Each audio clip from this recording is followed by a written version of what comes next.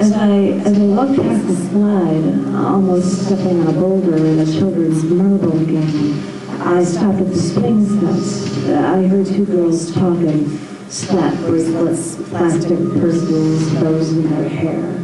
Their blue-eyed blonde said to the brown-eyed brunette, "If you dream that you die, you will."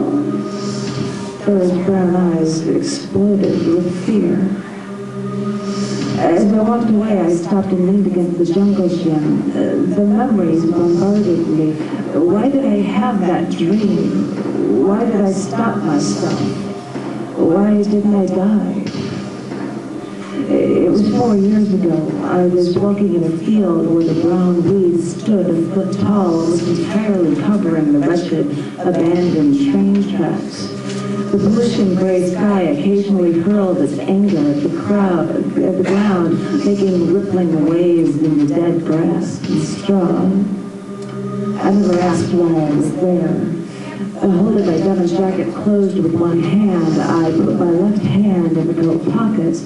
I felt the cold steel in my hands and pulled the .22 caliber pistol out into the light. The polished silver gray barrel reflected my fingerprints. I never asked why it was there. I stopped walking, switched off the safety, turned the gun toward my stomach, wrapped my finger around the trigger, pressed my eyes shut, and fired twice. But I opened my eyes and stared at the waving weeds, and I felt that heat and the force radiate through me. As I stood there, I began to hunch over, and all my senses slowed down. The weeds moved slowly, and as I started to walk, my steps became shorter, yet longer to take.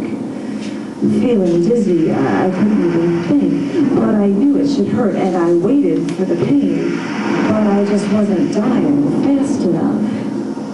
So I tried to keep walking, but it felt like I was falling, and I turned the revolver to my stomach again and fired.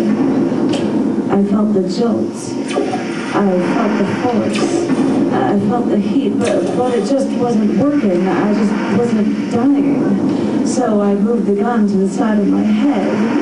One shot rang out. My ears were ringing slowly but violently. Why wasn't I dying?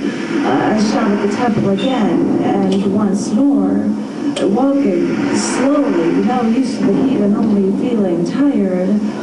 Then a voice in my head told me to stop the dream, and I woke up. Beads of sweat dripped down from my temple. I tasted them to make sure it wasn't blood. I pushed myself away from the jungle gym as I watched the girls on the swing set. The brunette stared at the blonde in innocent amazement. I just turned around and walked away, kicking the dead grass.